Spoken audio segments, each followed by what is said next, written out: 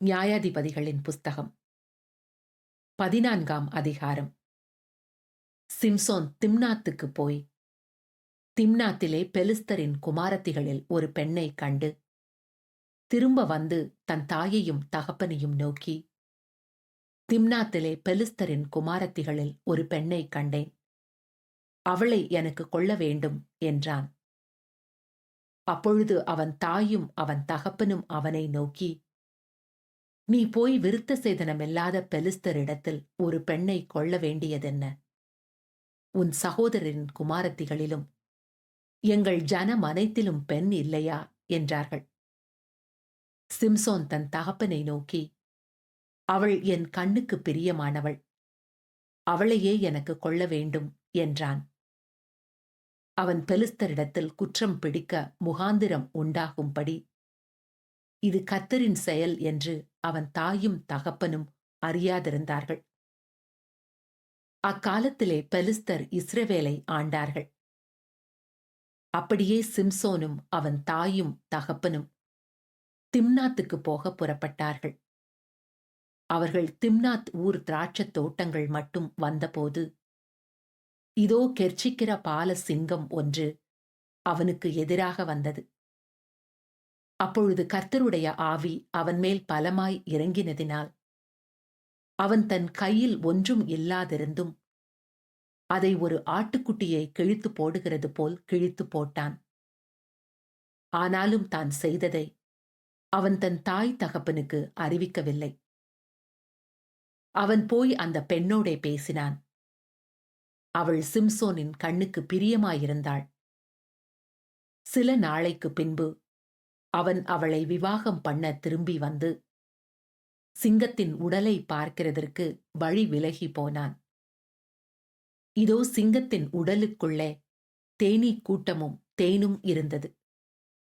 அவன் அதை தன் கைகளில் எடுத்து சாப்பிட்டுக் கொண்டே நடந்து தன் தாய் தகப்பனிடத்தில் வந்து அவர்களுக்கும் கொடுத்தான். அவர்களும் சாப்பிட்டார்கள். ஆனாலும் தான் அந்த தேனை சிங்கத்தின் உடலிலே எடுத்ததை அவர்களுக்கு அறிவிக்கவில்லை.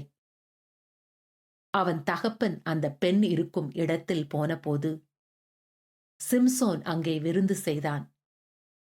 வாலிபர் அப்படி செய்வது வழக்கம். அவர்கள் அவனை கண்டபோது அவனோடே கூட இருக்கும்படி 30 தோழரை அவனிடத்தில் கொண்டு வந்தார்கள். சிம்சோன் அவர்களை நோக்கி, ஒரு விடுகதையை உங்களுக்கு சொல்லுகிறேன். அதை நீங்கள் விருந்துண்கின்ற 7 நாளைக்குள்ளே கண்டுபிடித்து எனக்கு விடுவித்தால் நான் உங்களுக்கு 30 துப்பட்டிகளையும் 30 மாற்று வஸ்திரங்களையும் கொடுப்பேன். அதை எனக்கு விடுவிக்காதே போனால் நீங்கள் எனக்கு 30 துப்பட்டிகளையும் 30 மாற்று வஸ்திரங்களையும் கொடுக்க வேண்டும் என்றான். அதற்கு அவர்கள், உன் விடுகதையை சொல்லு, நாங்கள் அதை கேட்கட்டும் என்றார்கள். அப்பொழுது அவன், பட்சிக்கிறவனிடத்திலிருந்து பட்சணமும் பலவானிடத்திலிருந்து மதுரமும் வந்தது என்றான். அந்த விடுகதை அவர்களால் 3 நாள் மட்டும் விடுவிக்கக் கூடாதே போயிற்று. 7ஆம் நாளிலே அவர்கள் சிம்சோனின் பெண்ஜாதியை பார்த்து, உன் புருஷன் அந்த விடுகதையை எங்களுக்கு விடுவிக்கும் படிக்கு நீ அவனை நயம் பண்ணு. இல்லாவிட்டால் நாங்கள் உன்னையும் உன் தகப்பன் வீட்டையும் அக்கினியால் சுட்டெரித்து போடுவோம். எங்களுக்குள்ளவைகளை பறித்து கொள்ளவா எங்களை அழைத்தீர்கள் என்றார்கள். அப்பொழுது சிம்சோனின் பெண்ஜாதி அவனுக்கு முன்பாக அழுது, நீ என்னை நேசிக்காமல் என்னை பகைக்கிறாய். என் ஜனங்களுக்கு ஒரு விடுகதையை சொன்னாய், அதை எனக்காவது விடுவிக்கவில்லையே என்றாள். அதற்கு அவன், இதோ நான் என் தாய் தகப்பனுக்கும் அதை விடுவிக்கவில்லையே, உனக்கு அதை விடுவிப்பேனோ என்றான். விருந்துண்கிற 7 நாளும் அவள் அவன் முன்பாக அழுது கொண்டே இருந்தாள். 7ஆம் நாளிலே அவள் அவனை அலட்டிக் கொண்டிருந்தபடியால் அதை அவளுக்கு விடுவித்தான். அப்பொழுது அவள் தன் ஜனங்களுக்கு அந்த விடுகதையை விடுவித்தாள். ஆகையால் 7ஆம் நாளிலே பொழுது போகும் முன்னே அந்த ஊர் மனுஷர் அவனை நோக்கி, தேனை பார்க்கிலும் மதுரமானது என்ன, சிங்கத்தை பார்க்கிலும் பலமானதும் என்ன என்றார்கள். அதற்கு அவன், நீங்கள் என் கிடாரியால் உழாதிருந்தீர்களானால் என் விடுகதையை கண்டுபிடிப்பதில்லை என்றான்.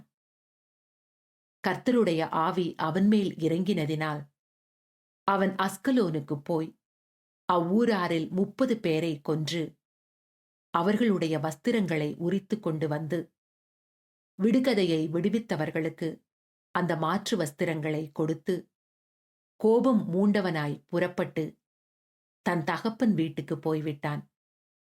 சிம்சோனின் பெண் ஜாதியோவென்றால் அவனுடைய தோழரில் அவனுடைய சிநேகமாயிருந்த ஒருவனுக்கு கொடுக்கப்பட்டாள்.